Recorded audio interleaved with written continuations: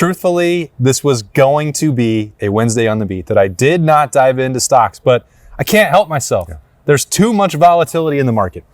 We were going to talk about the best wooden rivalry trophies in America. Oh. How many are there? I don't know, but the Illabuck is number one. That's Jeremy Birmingham. I am Austin Ward. It's Wednesday on the Austin and Birm Show. So we're going to make the routine plays routinely, and we're going to invest. 2 hands? Because there were a lot of intriguing candidates on Saturday against Minnesota. Yeah, and it starts right at the top with the guy on the cover of today's video, and that's Zion Grady. Because he played really, really well. I shouldn't have let you go first. That's right. In place of Kenyatta Jackson, in place of CJ Hicks, who was not playing. Here you go, Zion Grady. Here you go, Logan George. Both of them made an impact. They both played well. I keyed in through my camera on Logan George both like 2 or 3 times in the first half when he was in the game. I was like, nice. I can see it. I can see a little vision of what drew Ohio State team originally. That dude is strong, super strong hands, and was pushing back Minnesota's offensive tackles. Those are big boys. But Zion Grady showed sideline to sideline stuff, showed some versatility at the line of scrimmage with pass rush moves, showed the ability to be stout against the run. And there was a lot of discussion about him back in the spring. He was one of the freshmen that Ryan Day singled out. And then as things evolved, we started to hear more about Epi Satanale once he got here. And then he was making some plays early in the season, had a fumble recovery, all that stuff against Grambling. But it seems like Zion Grady, and I think it's because of just the body type. Yeah, he's a big kid. I was going to ask you, because I've been trying to put my finger on the comp. Like, who does he remind me of? And we've only got a handful of plays to break down, but the tackle for loss that he made, I was kind of like, that's what I envisioned Tyreek Smith being for Ohio State. I was going to say... and that never happened. We don't have to... I was going more Tyquan Lewis, or maybe that's probably a better example. Or maybe even Jalen Holmes in his younger years before Jalen kind of thinned out and got a little bit more muscular. Like right now, what you're seeing out of Zion Grady is still a guy that has a lot of baby fat on him, doesn't look, he's not Chase Young rocked up. He's not, Jack Sawyer or JT Tuimoloau, who's like sinewy. You know what I mean? Like, he hasn't had 4 years in the body by Maradi. He's 17 and a half or 18 and a half years old. So it's not like he's a guy that's anywhere near complete. But to make an impact in the spring and draw people's attention in the spring, and now here we are entering the halfway point of the regular season, and he's surging again. Like a lot of kids who are true freshmen hit this point and dip, and he's on the rise, which some of that is, again, just a byproduct of necessity. But that's the way football is. Like, you get your number called and you got to go in and make a play. He could have gone in and not made a play, and then we wouldn't be talking about it. And then Ohio State would tap CJ Hicks and say, you got to go back up. And here's the reality of the situation. We talked a lot on Snap Judgments on Tuesday about CJ Hicks and that situation. You have 7 weeks here where Zion Grady, he's going to get snaps. Yeah. Those weren't throwaway reps on Saturday. That tackle for loss came, he was out there. That was the end of the second quarter of that last drive, and he brought it to a screeching halt for the Gophers. Like, that was not mop-up duty. That was not fourth down garbage time. He was out there in a high-leverage situation after Kenyatta Jackson's injury. Ohio State didn't blink to put him in, and you can see why. And this is another example, I think, of adjustments from a year ago when they started putting Edric Houston in the game. And, we can talk about, Jeremiah or Devin Sanchez or any other ways that this has worked out. Those are anomalies, though. Those guys aren't real. For real, but when they got to the midway point last year and they had the re-engineering conversation, one of the things that Ohio State said was, Edric Houston is a 5-star. We have this issue, this concern. Let him go out there and try, and let him get better in these game reps. And I'm not saying that Zion Grady fits in the exact same mold, or even that the opportunity is going to be the same for him moving forward, but now you know what he can do. That was a Big Ten team. Yes, they handled them easily. Yes, the talent gap between Minnesota and Ohio State was significant, but we've seen plenty of opportunities in the past that Ohio State didn't take advantage of with guys who are in that similar mode. Could you help? Well, why don't you find out? It's still significantly different than the last time Zion Grady played against Grambling State. Like 100%. To make that leap from Grambling State to Minnesota and still look like you belonged is telling, but it's a reminder. Again, Ryan Day is fond of talking about guys that are mid-year enrollees. Like, he's been on campus 10 months. Like, he's not a freshman anymore. Yeah. And also, the money that they pay Zion Grady is still green and still spends the same as the money they're paying CJ Hicks, right? So, there's no, I go out there and I don't know what I'm doing. Like, you if you're on the field, you are expected to be an Ohio State Buckeye. Like, you lost your black stripe. You are on the field. You are a player that they count on. Saying, well, I'm a freshman, I don't know better, I don't know how to do this, like, that doesn't fly anymore. Like, you're being paid money to be here. So there is no, like, I think part of the strange part of NIL and the money conversation is that it has eliminated ability for, like, the learning curve for a lot, because it's like, dude, you're getting paid, so you better be able to play. Yeah, you got to do it. And he made the most of it. He had two tackles, 1 tackle for loss in that game, and I think once you find that out, you can continue to add more. Ryan Day has really been harping on this. You earn the trust of your teammates, you earn the trust of your coaching staff, and then you have to earn the trust once you get the opportunities in games. And Zion Grady's done that a couple times now. And, I certainly want to see a fully healthy version of Kenyatta Jackson every Saturday for Ohio State. I think he's worked hard for that opportunity. He deserves it. He raises the ceiling for the Buckeyes. He seems to be enjoying football for the first time in a couple years. All the body language, all that stuff. But this is twice in 5 games where Ohio State has had to make other plans at defense without him, and that's so. I think that has to be in the back of your mind. I certainly don't wish that this keeps recurring, but you have to plan accordingly. And if they're not going to play C.J. Hicks for the next 7 weeks, then this chance is front and center for Zion Grady, and he's got. I think he's grabbing onto it. This is a team where that probably more so on Saturday against Illinois than last week against Minnesota, the physicality will be tested. And as you rightly point out, he's 10 months into this. You're still learning, you're still developing, you're still maturing. Yeah, it's another example of why Ohio State doesn't generally take project body types. Like, Zion Grady's here because he's 6'5" and 250 pounds when he got here. So, like, there's no, well, you need to build yourself up to be able to handle this. Like, I get it. Illinois is a good team. They're the number 17 team in the country. If Zion Grady goes out there and plays against Illinois, he should be able to compete. He plays at Ohio State. Yeah. So, like, he's not a kid that's like, well, let's see what he is 3-4 years down the road. They brought him up here from Alabama, where he was the number 2 ranked player in the state of Alabama, because they feel like he is going to be a dominant player. And your timeline is whenever Ohio State says you have to go in. So you better be ready. Yeah, it's your time now. So good luck, Zion. And I'll slide inside to defensive tackle and just, it caught my eye when Jarquez Carter was called on and trusted on the 4th and short. Again, also a first half situation. Now that's a bigger, heavier personnel grouping that Ohio State's they're expecting a sneak or something right up the middle. And Jarquez Carter has one of the most imposing physical frames on this team, but it also applies directly with what you're talking about. Yes, he might be a long-term developmental project to become a day in, day out defensive tackle for Ohio State, but you can't really teach someone to have the frame of Jarquez Carter. And he has the bulk, the size, the strength already for a true freshman to go out and help. You were way ahead of the curve. You were mentioning him as a potential contributor over the summer. Full marks to you on that. I was a little bit hesitant because of all of the coaching cliches that you can't shake, that the closer you are to the football, the longer it's going to take you to be ready. And I'm not saying that Jarquez Carter is... There's another one, though, that says those kids from Florida are different. Well, also, I think that if a dog's going to bite, they probably bite as a pup. I heard that before. So we can use different cliches to apply in different situations, I guess. But 6 to 1, half dozen of the other. At any rate, the fact that he was trusted to go in the game, he didn't make the play himself. I believe Bo Atkinson and Jermaine Matthews got credit for the tackle in the backfield there as the Buckeyes got the ball back. But significant to me nonetheless, because to allow those other guys to fly in there, the point of attack had to be pretty strong. And it's another thing to file away with the success of Ohio State's defense in short yardage and red zone scenarios. You put him next to Caden McDonald, I don't think you're going to move that line of scrimmage very far. Not much. And again, that's not a knock on other guys. It's not a knock on Tywan Malone. It's not a guy on Will Smith or any other guys that could have been in the game. It seems to me that Will Smith is in the game for Ohio State as a pass rusher. I don't know if that's what your view has been from the press box. Seems that they're more confident in that right now. It seems like when they go to 3rd down, it's like there's 2 defensive linemen and it's Will Smith and Caden Curry, and then all of a sudden you've got Arvell Reese and everyone else lined up in crazy places. That was a weird sound. You can't hear it, but I heard it. It was weird. The impact that these guys can make, it goes to what I was talking about on Tuesday's Snap Judgments. Like, if opponents are seeing Ohio State and saying, there's, I think, 2 ways that you can attack Ohio State's defense right now. 1, get the Ohio State offense off the field and wear them out.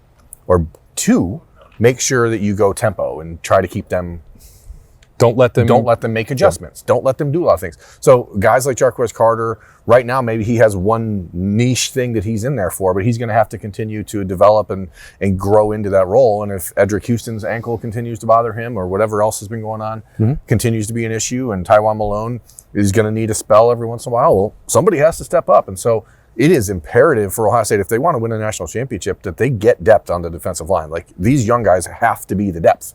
Have to be. I also thought, and it's worth, I think, pointing out again, that Edric Houston, before he went to the locker room, that was the best game that he's played ever at Ohio State. Now, I know that's, we're only talking 18 games or so, but I think you could see the light coming on. You could see, and I don't know, we can't say for sure whether that was a mental thing. I still believe that there is lasting, physical health setbacks coming off of that injury on the first day or of camp. endurance related. It can also be both. Yeah. And I think that, if he got a wake up call by being benched, by coming off and getting second string reps at Washington was a reminder that he still had work to do, and that for all of the recruiting accolades and all of the offseason buzz around him, that he hadn't accomplished anything yet. Good. That's not unusual. He's not the first, and he's definitely not going to be the last person in his situation to deal with that. But I felt like he was really aggressive, athletic, flying around, and that's worth pointing out as well, because that's a guy that we've all said Ohio State needs at his best. That energy that he provided when he was playing on Saturday felt different, and it's kind of a double-edged sword in that America has certainly heard us talk about Edric Houston and how much we enjoy him and how much we love being around him.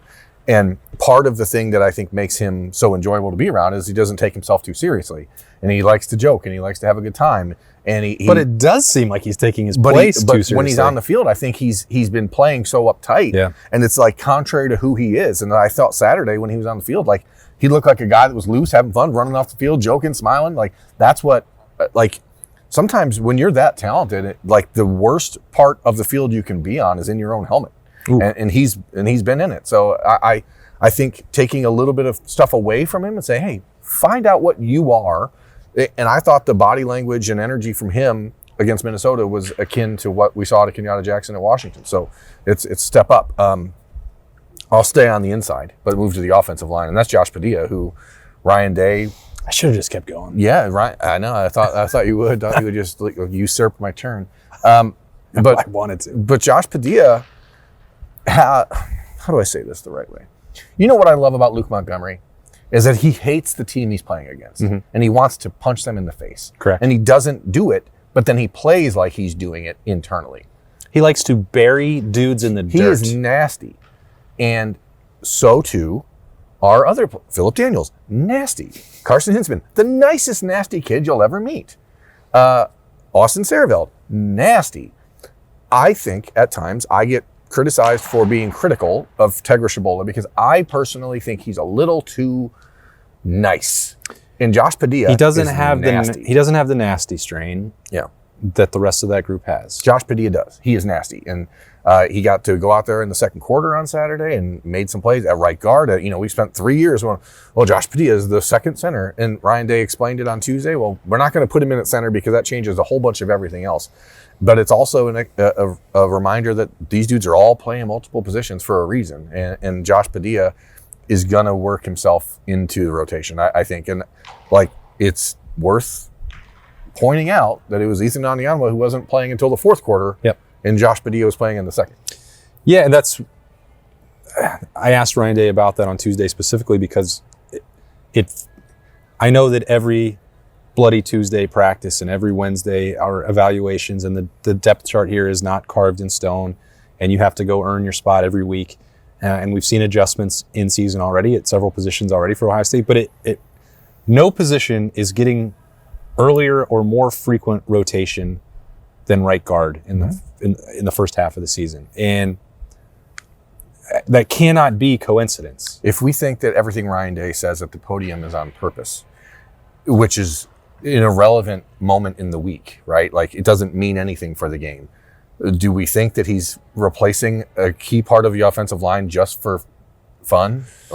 It's clearly for a reason, and it's clearly because they're searching for something a little different at that position. Yeah, and maybe a couple of weeks ago when we were having this conversation about Ethan Onyanwa and Tegra Shabola and what was going on at right guard, and were they fully maximized at that position? But maybe at that time I was too dismissive of what Tegra Shabola was providing. In terms of baseline competency and floor success rate, Ohio State knows what it's going to get from Tegra Shabola. It can win a national championship with him on the field. He's been around for years. He certainly knows the offense. Whether he is the nastiest member of that group of five or not, he can get the job done. And he did it a year ago in adverse situations for him personally when he was dealing with injury. Yeah. But so let's take that premise and accept it as fact. But if you're trying to find the highest ceiling, it may well be someone like Josh Padilla or Ethan Onyanwa over the course of the year, because they have not closed the door on talking about right guard. And Integra got through the Washington game just fine. Like the protection has been great. Ryan Day does not seem all that dissatisfied with the run game. He said it'd been pretty successful, or at least solid, I believe was the exact word that he used. So I don't think that they're desperate for it, but they're also not rotating at any other position on the entire team. Entertaining the idea that maybe there is opportunity elsewhere. Because they've done that now with two different players in the first 5 games. And only at one position. And only it seems at right guard. Pretty obvious. I would like for someone, America, I need your help. Go through the first 5 Ohio State games. Find me all non-garbage time offensive drives where Ethan Onyanwa or Josh Padilla was on the field in place of Tegra Shabola, and tell me how many times Ohio State has scored on those drives versus how many times they have. I would like to know. Thank you, America. Wow. That's my PSA. You have access to so many analytics. And why do you need AI when you can have America help you out? I'm crowdsourcing, baby. American intelligence is definitely better than artificial intelligence. What about your second pick for this show? Because I just took who you were going to say. So now I want to see you adapt on the fly here. Okay.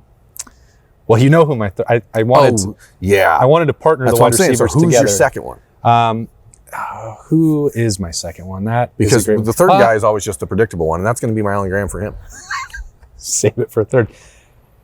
Do you know what Saturday was? A major step up for Max Clare. True that. So I've said many times on the beat, Will Kazmarek is the 1A on this team. Ohio State trusts him to do everything. And it's going to be easy, I think, to look at the 5 receptions and the 63 yards on Saturday for Max Clare and be like, well, that's what he's here to do. Just do that. Yeah. But it wasn't just the receptions.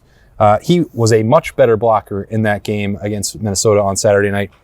And I think when you combine that, if he can do all the things that Ohio State already trusts and knows that Will Kazmarek can provide, and then you add on top of that improvement as a blocker, which it comes with time, reps, experience, and that was not something that Purdue needed or wanted or required him to do. They're like, can someone please catch the football? You can catch the football, please be our only weapon. One guy. But, and I've said many, many times, to think that Max Clare was going to show up and match the production from Purdue, I didn't buy into that. I thought that was misguided. And because he also has to share the workload at tight end with other guys, with Will Kazmarek, with Jelani Thurman, with Nate Roberts, with Bennett Christian. Like, they're all getting opportunities out there, but also because of the world where Carnell Tate and Jeremiah Smith exist for this team. Yeah. But so the idea that, well, he's just going to be a nice safety net for a first-year starting quarterback, maybe now that is something that is coming along. And I think you take a similar route from Texas and Washington, the one that he dropped in game 1, and then it was like, I think the timing was slightly behind. You know, certainly Max Clare wanted the drop back, but it was executed perfectly 1 month later. We've seen that concept come back. We've seen him do another of other things over the middle of the field and towards the sideline and extending drives and getting first downs. So maybe now you're getting to that. Now, part of that is teams adjusting to Jeremiah and Carnell. It means that those other opportunities are going to come. And maybe now that Max Clare has on film that he's got 5 catches and Illinois has to prepare for that, maybe that then opens up something for Jeremiah Carnell or potentially Brandon Ennis. Because I just don't think every week you're going to look at this team and you're going to see 5 catches every week from Max Clare. You're going to see 9 catches every week from Carnell. You're going to see, 13 targets for Jeremiah. I think it's going to vary. But now you have if this, then that. Yeah, but again, that's the NFL mindset that this team is taking. Like, we've got these two, we've got this guy, we can do multiple things back here.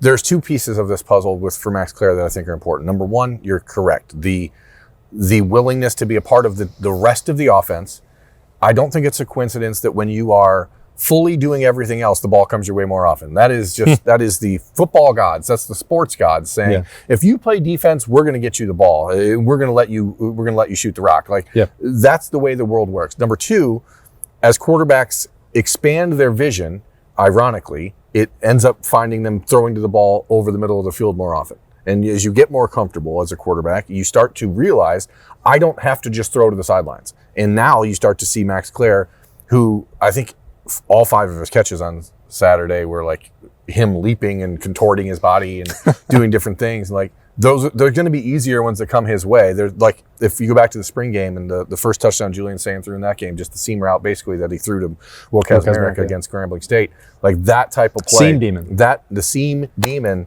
Will Kazmarek, as he's known, like that's there for him. And I don't see why he can't have 5 catches a game. Like it's not that many. And it's not like, you're moving. It's not like these catches are all 40-yarders. So if you have your security blanket and your tight end, all the best quarterbacks throughout history have had a tight end who was their security blanket. All of them. Go through. I bet you find it. Except for maybe Dan Marino in the 80s. Well, even they, I'm sure, had a good tight end. America, who is there? But he's certainly coming along. And again, Keenan Bailey doing a great job. I believe that 5 catches a game will have him departing for the NFL. So in some ways, I'm like, Ohio State should be like 2 catches a game, max. You cool it. Max. Max them out. Okay, so we know Milan Graham is your third That's guy. Correct. Who is mine? Quincy Porter. False. What? No, Milan Graham is your default setting. Who is my? But now I have evidence that it's time to reload. How many weeks has it been since I've said the words Texas tornado, bro? Not many. Not many at all, because I love talking about Payton Pierce. The dude is going to be on the field a lot over these next couple weeks. I guess if I took Max Clare, then Payton Pierce qualifies too. Heck yeah. I mean, he's going to be on the field a lot more over these next couple weeks than he has been in the previous couple weeks. You saw him early and often on Saturday. He's in coverage against a tight end, getting mad when somebody tries to throw a stupid false flag on him, just in there like mucking stuff up, throwing punches. I love Payton Pierce. I want every player on my team to be Payton Pierce. That's news to me. I want every player on my team to be Payton Pierce. The guy is... I'll take all the RFL Reeses you got then. He's not going to get credit because of Arvell and Sonny. People are never going to see him do the spectacular things that we're getting used to seeing out of the other guys on the defense. But that's what makes this Ohio State defense so fun. Yeah. There's a bunch of dudes who are just doing their job, and Payton Pierce... I will go back to the conversation we had with him before the season began, and he's like, the more those guys do stuff, the more I can just hit people in the middle of the field. Like that's all he wants to do. Yeah. And that's a player who's going to make plays every time he's on. He's going to be the linebacker version of Caden Curry. And there's going to be a moment 2 years from now, and all of a sudden he's the big dog. He's the big cheese top dog. Take that, flip it, reverse it. Big hot dog. He's the big cheese dog. I love Payton Pierce, man, and I hope people appreciate him for what he is and not try to compare him to Arvell and Sonny, because that's not his job. Yeah. He's the evolution of Tommy Eichenberg. It won't be 2 years from now. I mean, maybe it'll be the middle of next year, won't it? I mean, maybe. I don't know. But Arvell, I've got $5 in my pocket. If you want to come back, I'll give it to you. I think we also said months ago when James Laurinaitis was talking about there are 3 starting linebackers on this team, and the games that you have to play that way. So, well, obviously, you're going to Illinois and Wisconsin, back-to-back games in the middle of the Big Ten schedule. Those 2 teams have to try and run the football. They're going to try and use bigger personnel. How do you match up for that? Payton Pierce is the solution and will be the solution. Yeah. I think Friday's bold predictions. If Tommy Eichenberg, I think he might make 10 tackles on Saturday. If Tommy Eichenberg was the evolution of Tough Borland, then Payton Pierce is the evolution of Tommy Eichenberg. And Tommy is not going to be remembered for being how good he was at Ohio State. He was the linebacker of the year in the Big Ten. It's pretty good. He was very good. And Payton does it, but with the ability to put sentences together and stuff like that. Now, Tommy could, but don't think that was a knock on Tommy. No, he didn't want to. And Tommy had no time. Payton is the evolution because he's fine. He likes to talk to the media. He likes to do the stuff. He's got great hair. You know what it is? I'm surprised you haven't put it together. If you combined the roommates, Tommy Eichenberg and Kate Stover, then you'd have Peyton Pierce. Holy moly. Tommy and Kate had a love child, and he's Peyton Pierce. Yeah. That's it for me. Yeah. I'll see you guys later. I Don't even know what more we could add to a Wednesday It's the end of the season for me. I mean, I'm done. We've reached the pinnacle. Yeah. 16 snaps for Milan Graham. He didn't have a catch on Saturday, so you think, why talk about him? I feel like those snaps are indications that, and breadcrumbs, he's about to have a role. And you can tell that I think that opponents are on alert. If 5 is going out there and they're using some motion for him and misdirection, like, oh, something's happening over here. We got to pay attention to Milan Graham. And they know who he is. Yeah. He was one of the biggest recruits in the country coming out at wide receiver, other than his much more famous teammate. It's not just going to be for play action or misdirection at some point. The ball is going to be in Milan Graham's hands, I think, very soon. A ton? No, probably not. I'm going to tap the brakes on that. But it's sort of like the way Brandon Ennis was used at Penn State last year. It's like you saw him go out there a bunch, and teams knew early on to be on alert for it, and then they just forgot. Yeah. And he slips out and he makes a huge play. That's going to happen at some point for number 5. And 16 plays is not just garbage time. He was in early.